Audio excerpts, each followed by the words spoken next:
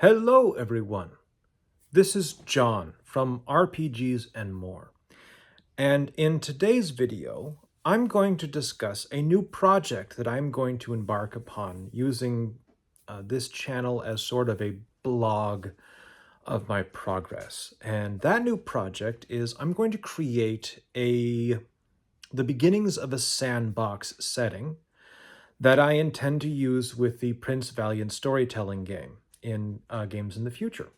And I will be using this with solo games that I play specifically for this channel, as well as hopefully, if I can knock on some wood, get a local group together and actually finally start playing this game that I've been talking about for so long. So, the other thing that I want to do with this is I have a lot of resources that just kind of sit around because they're on my shelf and they're amazing, and I don't use them nearly as much as I should. And so I am planning on using them to help create this sandbox setting. In today's particular episode, given that it's the first, we are going to tackle one issue using one resource that I have used a little bit before and now have used a little bit more. And that is the Sandbox generator by Atler Clandestine.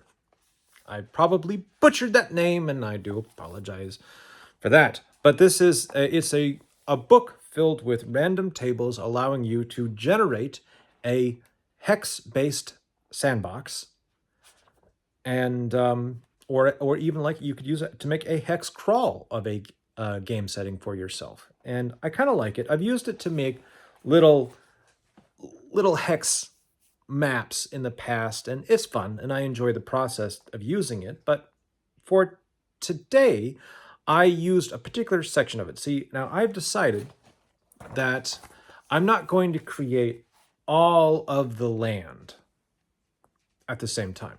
We're going to take a lot of the advice that many GMs and creators have given out in the past. We're going to start small.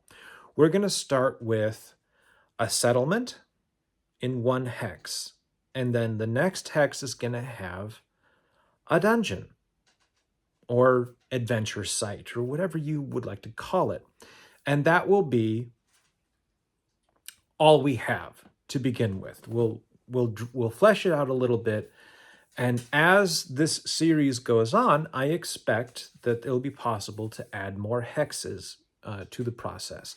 But for right now, we're going to start basic and small.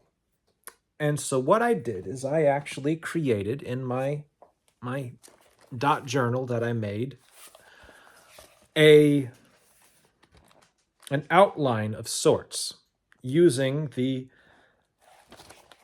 sandbox generator in order to find out what kind of castle and settlement this is going to start with. Because I decided that because this is the Prince Valiant storytelling game, then it makes sense that knights be at least towards the forefront of where we are going with this, right? They should be maybe not always front and center, but at least present, right? So we're going to start with, instead of rolling randomly, we're starting with a castle and a village. So there's going to be the castle with a village attached, and that is going to be our opening settlement. So I went ahead and I already rolled out a castle using the Sandbox generator's castle generator system, as well as a village.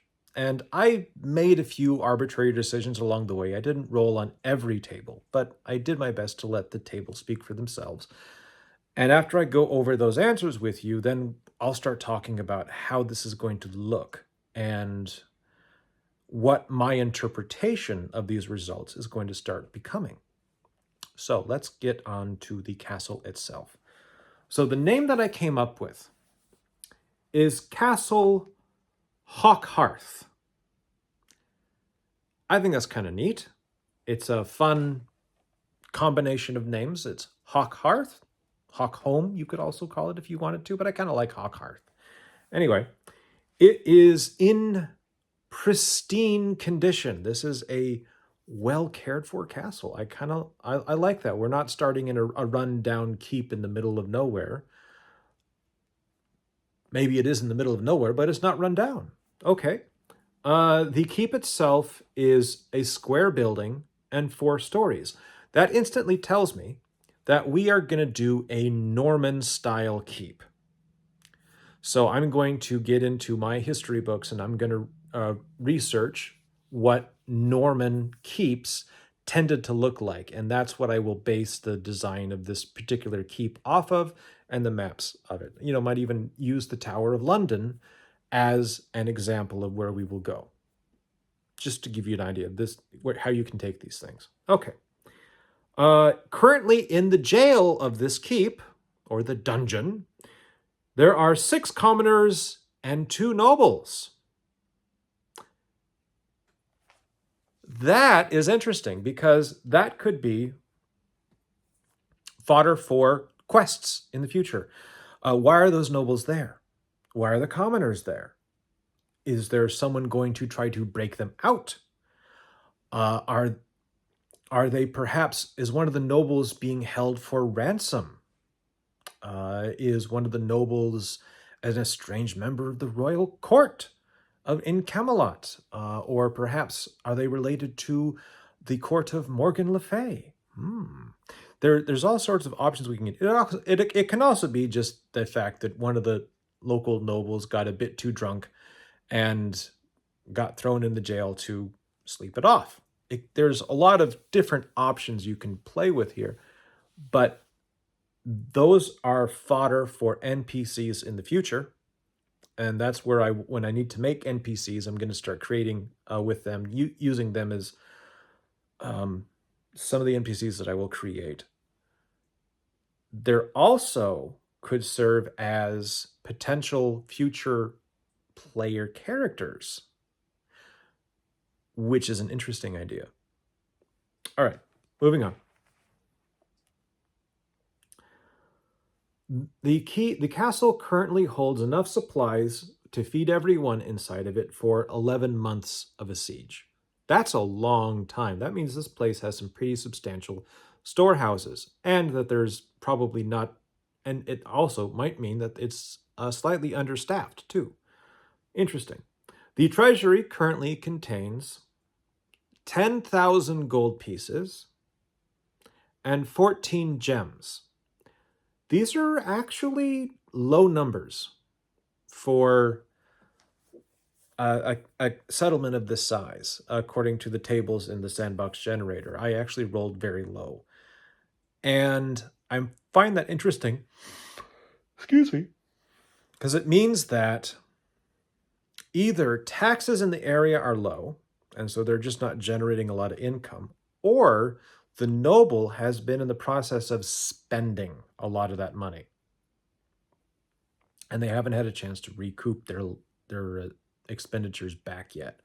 So it's interesting. Maybe the area isn't particularly wealthy, but the noble was wealthy when they moved in, and now they're just kind of using their other lands elsewhere to subsidize this area. There's many other things that it could be. It's a interesting idea. There's not a lot of treasure here. Not a lot of ready cash. What is here? Let's keep going. Defensive structures, wooden palisades, stone walls and towers, and a motte. Well, this instantly tells me that this is definitely going to be hearkening towards a motte and bailey style castle, very Norman-esque. And I think that the tower on top of the motte is going to be stone. It will have been, the original wooden tower will have been replaced with a stone tower, a good solid Norman keep. And that the bailey part, which will also, the bailey part might just be what is encased within the wooden palisades. The noble hasn't finished the stone walls around the bailey yet. Maybe that's why there's so little money, because they're in the process of replacing the wooden palisades with a stone walls and towers. That could be. And that offers some interesting options, because now you've got workers coming in and out, you've got infrastructure being built. There could be some sneaky shenanigans going on, people trying to put in secret passages, things like that. There's options here. I kind of like it. And I didn't even think of that until just now. Cool. All right, moving on. The structure is generally round in shape. Okay, circular walls, round. All right, that doesn't have to be perfect, but it works. There are 6 towers around the bailey and around the keep in the motte, on top of the motte. Okay. The gatehouse has a portcullis and wooden doors. Okay, so it's a standard gatehouse. There's no moat. So there's a reason why there's no moat. And I think that reason might be that this is actually a very rocky area. And so there's no real way to dig a moat. And so maybe the motte and the bailey are already on a raised stone platform that was flattened out in order to make room for the bailey. But then, yeah, okay, yeah, that'll track. That works. Okay, moving on. The garrison is 10 knights, potential future NPCs and player characters. They will be people of influence. 10 squires or men-at-arms, a lot more fodder for drama. 40 spearmen, 10 armed with glaives. I might just subsume them into the spearmen and just say there's 50 spearmen, or 50 sergeants, basically sergeant-at-arms. 10 crossbows, 10 bows. That's not a lot of ranged weapons for this castle. I'm not sure I like that, but maybe they send a lot of people out on patrol, and that's why they tend not to have as many ranged weapons, because they're expecting more of a melee fight. That could be. All right. And then its disposition is neutral.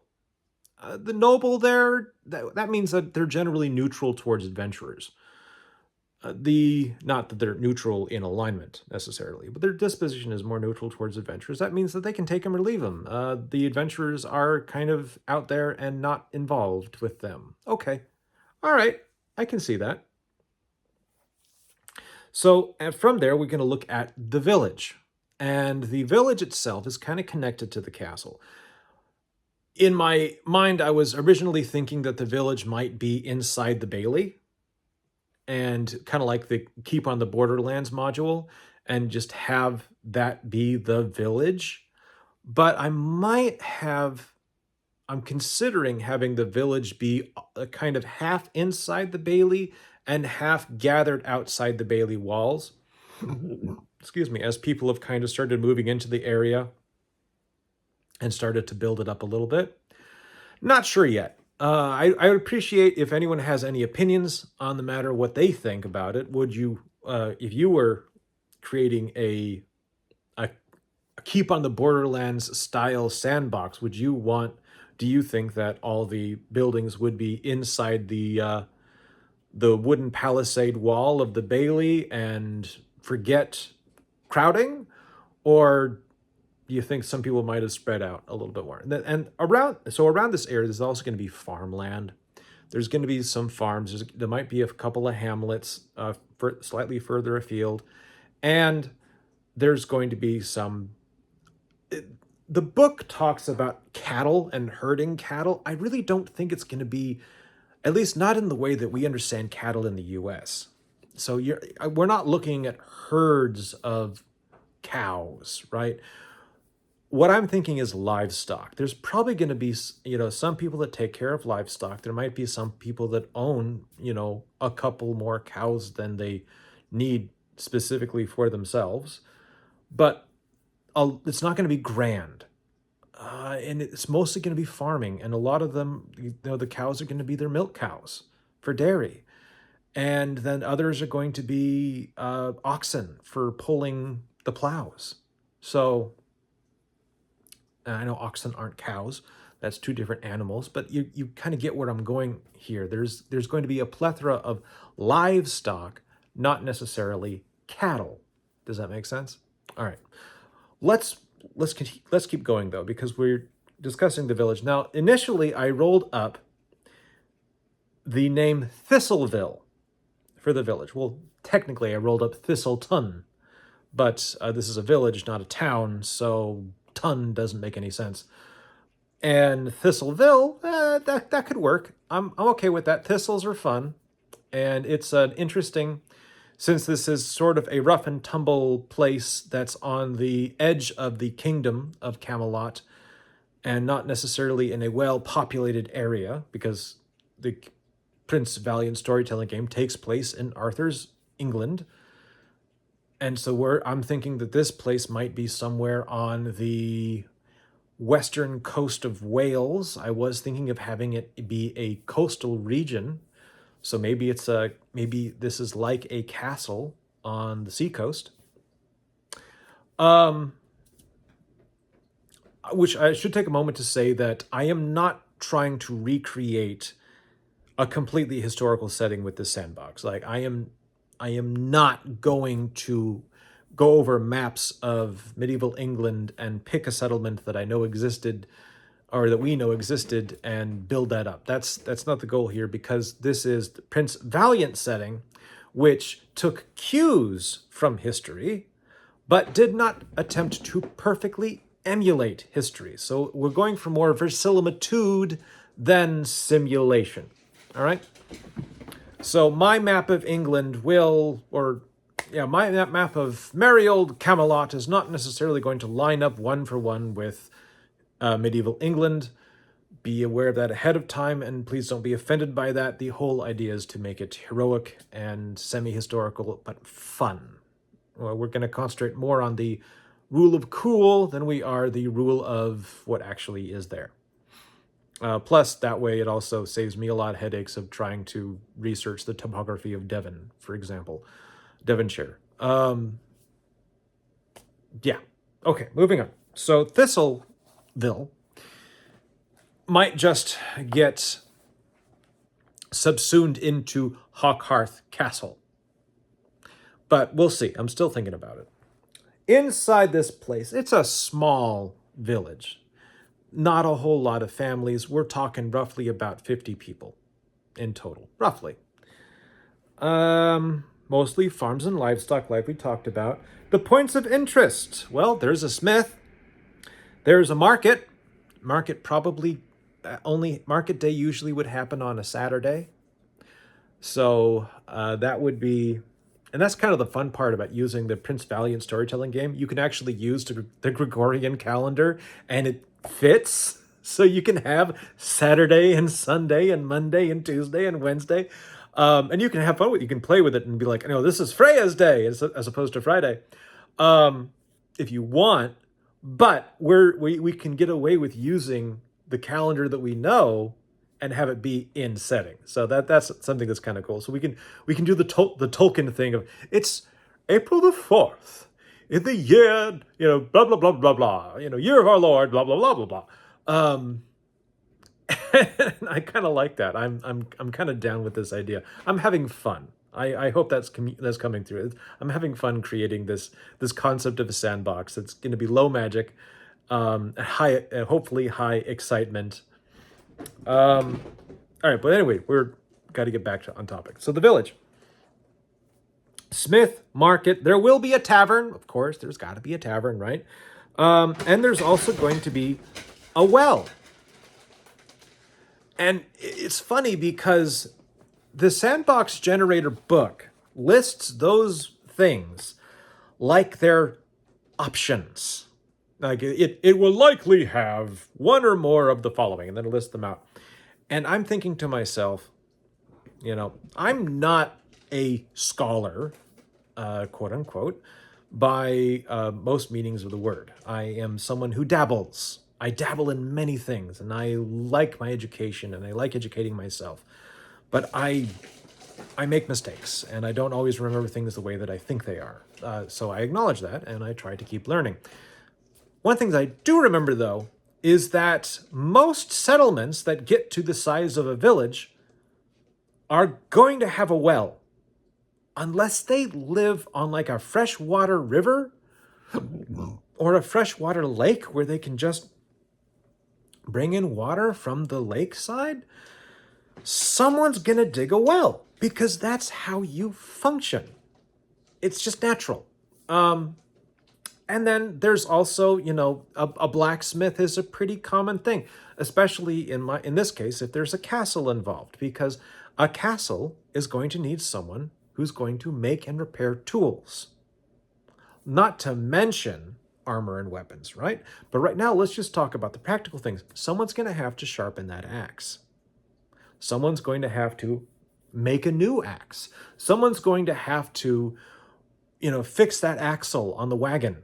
There's rakes and hoes and pitchforks, and some of those were made out of wood at this time period, but still, there's these tools that are out there that need to be built, and you're going to have somebody capable of building them. So a blacksmith is pretty much a shoo-in for someone in a community like this, and probably would spend the better part of their time when they're not, making stuff for the local lord or for the local populace. They'd probably spend a lot of time making nails and arrowheads.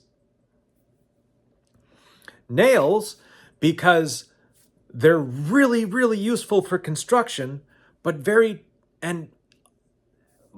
slightly time consuming to make. I mean, they're not, it's not as easy as it is nowadays. Nowadays, you can send a spool of wire through a machine and you get like 100 nails in a couple of minutes. But imagine having to painstakingly hammer out each side of a nail, each individual nail. That's like 4 sets of hammering out on this thin piece of metal, of iron, because it's not steel yet at this point. They're probably not. They're probably not making nails in steel. They're going to use basic iron. And you're going to have to take that time. So that's the time-consuming thing. Arrowheads, well, that seems to me to be fairly obvious because archers are going to go through a lot of arrows. And while you can do something with an arrow that has simply had its tip hardened in fire and is only wood, you tend to do better with an actual arrowhead. But all arrowheads can get easily spoiled, so you're going to have to continuously make more. And nobles will often like to stockpile arrows and crossbow bolts in their castles against a siege. So they would want to have hundreds of individual arrows, hundreds of crossbow bolts, maybe even thousands in their armories. So yeah, they will pay that blacksmith well to keep making batches of arrowheads and crossbow bolt heads whenever they have a free moment. And that's the blacksmith is one of the most well-paid and respected members of a community because they are the one who can actually do all these things. And sometimes people would actually try to poach blacksmiths from each other. If a noble knew of their neighbor had a blacksmith that was capable of actually making weapons too, like swords and spears and all that, then they might try to see if they can persuade that blacksmith to join their lands. And which, there's a lot of things involved with that, especially if it's real. If the blacksmith is truly a peasant and is owned by the land, then there's a lot of negotiations involved, and maybe they have to do some wheeling and dealing between the two nobles to see if they can even make that happen. And of course, at that point, the blacksmith doesn't even necessarily get a vote. But we're going to assume that this is heroic medieval. And so as a heroic medieval, unless it is plot relevant, I'm not going to be engaging in the concept of serfdom. So we're going to assume that all of our villagers here are free people. They are peasants, but they're not serfs. And they will be able to choose how they live their lives within the confines of their village, or leave their village if necessary. Here's my cat. Hello, cat. All right. So having said that, the blacksmith is cool. But the other thing, a market, every community is going to have some kind of market, especially farming community. And it could just be something as simple as, on Saturday, the farmers come in and they try to sell, this week's eggs. Or I've got a nice ham because I had to kill the pig because, the pig was not well, or the pig hurt themselves. And so now I've got a whole bunch of ham that is going to go bad. I've just finished, or maybe I just finished salting it, and let's sell it in the market. Yay, and get something for it. Really, are they selling for money, or are they bartering for goods with each other? You know what? You can get into the weeds of that as much as you like. All right, but that's something that would be very common in most communities, so that just makes sense to be there. Okay, a tavern. Most communities of any given size are going to have a public house of some kind. Someone who decides, maybe they enjoy brewing, they're good at it, and therefore they make a little extra money by sharing the fruits of their labor with the local community, and the community pays for it either in trade or in money if they happen to have money. So a public house is a good place. And I might just go fantasy enough to have this tavern also be an inn, even though that typically was not the case, and inns would be a separate structure if they were present at all. Most of the time you would try to, you might pay a local if they would let you stay in their barn or their attic or something.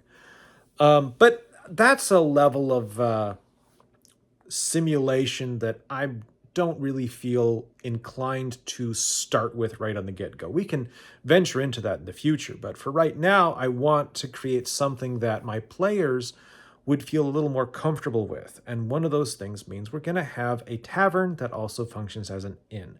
Yes, it's anachronistic, but it will maintain some form of verisimilitude for the players without getting too weird out there. So we're going to throw that in, and we'll create the tavern on a separate video, because I've got a book for that that I'm really looking forward to bringing out, but we're not there yet. Okay. There's another thing that is this village, according to the random die roll that I did, does have a tailor. So that's a kind of business that is not necessarily common. Excuse me. But somewhere along the lines, throughout the years, this small, maybe coastal village attracted or raised a talented tailor. Someone who can make clothing both for the locals, and maybe they're skilled enough to occasionally make special items for the nobles. Now, the profession of the tailor is a little more modern than the typical medieval, the historical medieval setting. If memory serves, most clothing was made at home. And that was one of the things that was typically the job of the women of the household. They would make the shirts and the pants, or tunics and trousers, breeks and breeches, and they would make cloaks, hats, scarves, whatnot. They would make those things themselves, especially during the winter months when you needed something to keep yourself busy while no one could actually go out and work in the fields. And it was a way to not go crazy. Having said that, though, even in a situation where 90% of clothing is made in the home, there could, just like with the brewer becoming the tavern keeper, there could be a situation where someone who's just really good at making clothing manages to turn it into the beginnings of a business. So is it a little anachronistic? Yeah, probably. but I think I can make it work to an extent where people won't think it's too weird, and it will give them something to, like, if they want to customize their character's look and fit, they'll have a place to go. And it's something that's non-standard. It's something that is not as predictable as if I had come up with an idea myself, because I would never have thought of putting a tailor in here. In fact, I almost took it out as soon as I rolled up the results. Like, oh, there's no way that there would be a tailor in this little village. That makes no sense. And I said, you know what, self? That's exactly the reason why you should let that roll stand, because you don't think it would really work and be possible. That's your challenge. That's my challenge. I'm, talking to me through you. Make it weird. But I want to find a way to make the tailor work. So if anyone has any thoughts or suggestions on what taking a very early medieval, we're talking like maybe just obviously the Norman invasion didn't happen in that same way in this world, because this is the land of King Arthur.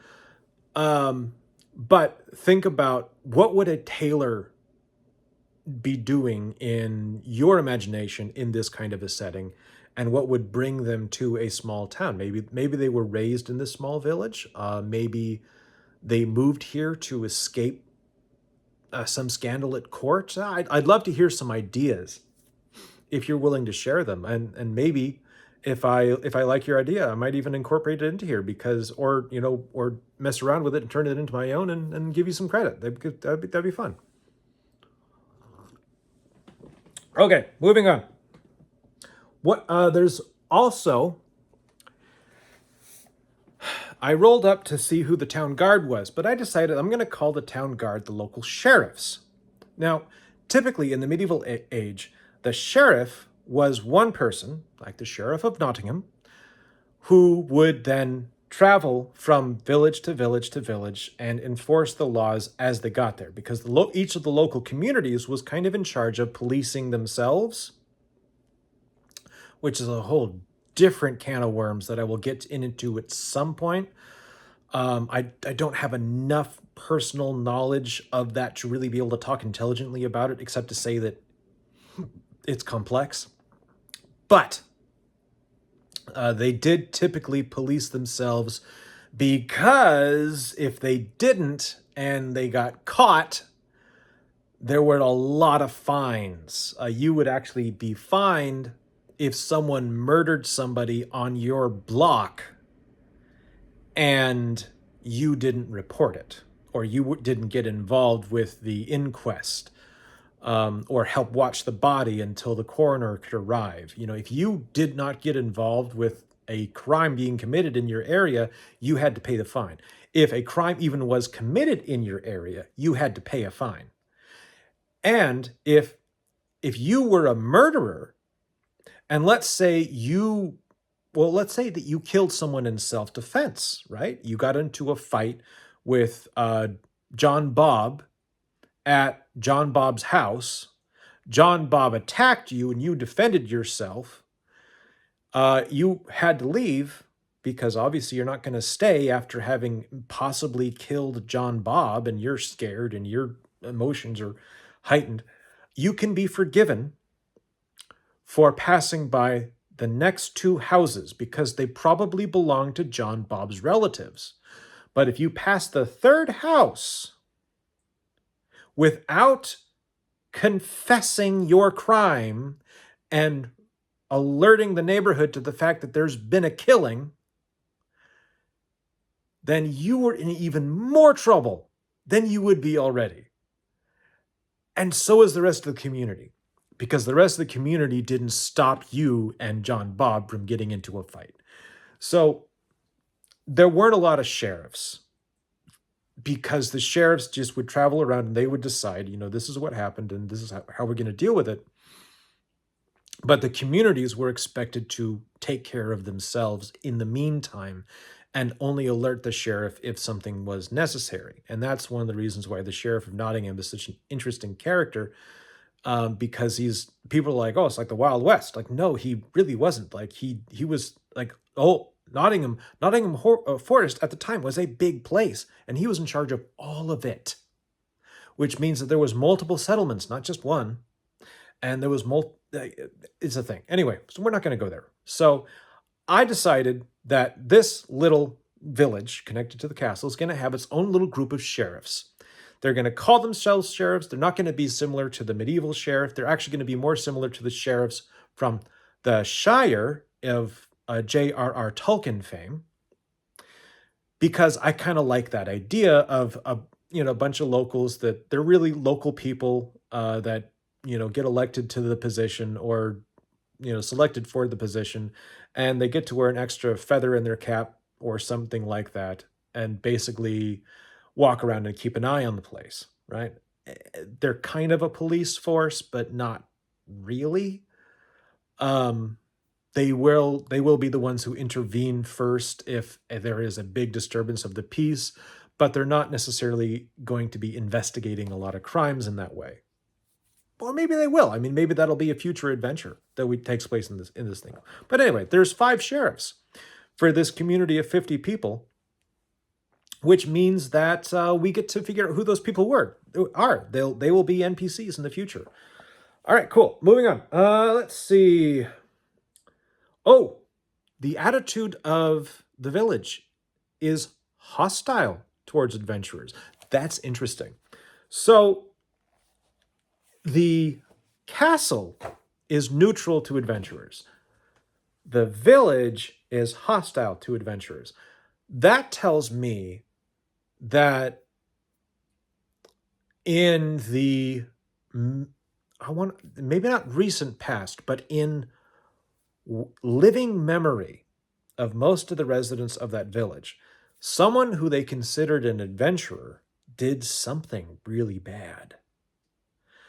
Maybe they left a quest half finished, or they committed some crimes in town, or all of the above. I'll work on that in the future, trying to figure out what that is. But essentially, something happened, and these people now do not like adventurers, which means they probably have a hard time with outsiders to begin with, which is not uncommon for this time period.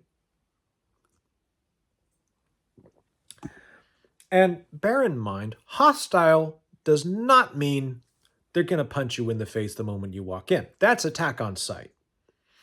That's not what this is. This is just hostile. That means that they're not going to give you any favors. They might even overcharge you for something. They're not your friend. And you're going to have to earn your place here. And it won't be easy. So I actually, upon reflection, I find that I kind of like that. But what's interesting is, because it is different than the attitude of the castle, that tells me that whatever those adventurers did either was at the behest of the noble in the area, the local lord. Maybe it's a baron, or a baronet, or just a really wealthy knight, but I think I might go with baron. Anyway, maybe there was something the adventurers did on the baron's behalf. Or maybe whatever happened just didn't affect the nobles and the garrison at all. Excuse me. It just didn't affect them, and so they have no opinion. Whereas a lot of the locals, they have an opinion. So it can be fun, and I look forward to trying to sussing that out over time. All right, there's a few more pieces on this, and then we'll end it. There are no secrets or upcoming events. I think the biggest secret might be what happened and why they're discerning why this place is hostile to adventurers, but that's something I can work out in the future. There is one notable NPC, according to what I rolled, and that is an annoying minstrel. So in the future, I'll have a video where we make a couple of NPCs for this village and for the castle. We'll start with the village, though. And we'll use the Prince Valiant storytelling game to make them. And the first one we will start with will be an annoying minstrel. And you'll see how you can create an interesting, annoying minstrel with the Prince Valiant storytelling game. So how would I put all this together? I think I've kind of done that as we've gone along, but let's see if we can tie a bow on it. What we've got is a likely coastal community. Maybe not, maybe they don't have a harbor here, or maybe the castle does kind of look over a natural harbor and there is a small fishing component to this village, or maybe room for a future fishing component if the village develops into a town later. But it's on a bit of a rocky rise, and the tower itself, the keep, is relatively large as far as keeps go. So it has a commanding presence. It's made of stone. The castle itself is in the middle of the process of being turned from a palisade-based fortification into a stone-based fortification. There's not a whole lot present inside the bailey of this castle, or inside the walls of this castle. But what is there is interesting, because there's a tailor, there's the usual smith and a tavern, and there is a market on Saturdays. And then there is a minstrel that is rather annoying, but probably still decent at their job. And they tend to hang around this town a lot. Maybe they travel local circuits a bit. There's 2 nobles in the dungeon of this place, so that's something I can play with in the future. And there's 10 knights in residence, in addition to the local lord himself and his family. Might be herself too. Well, I'll wait until it's time to do those NPCs to make that decision, I think. So I think we have a neat little community here. It's definitely a little insular, but there are lots of opportunities, as far as I can tell, for adventurers to potentially make a name for themselves if they can get past the attitude of the locals. And we haven't even started on what could be in the rest of the hex here. But that'll be a future video. I think this is enough for right now.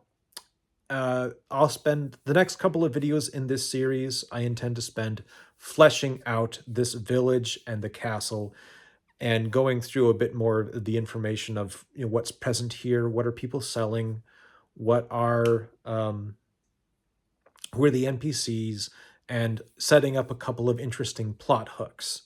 But we'll get to that as we go, and I hope you enjoy the videos. I hope you enjoy this new series I'm going to launch into as a companion piece, but also alternate piece to the videos that are directly about the Prince Valiant system itself.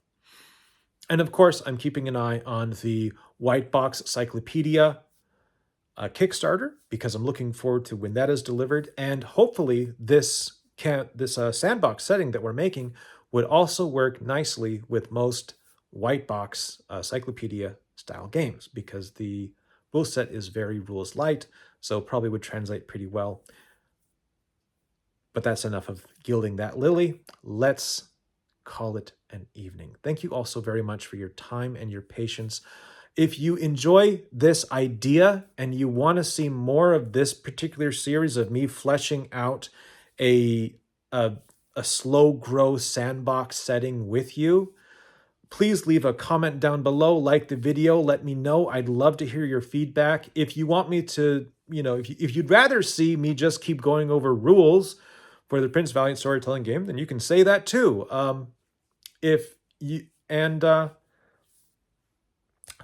Just thank you for your time and your attention. Thank you for your patience with my rambling. I hope you all have a wonderful day, and peace be with you. Bye-bye now.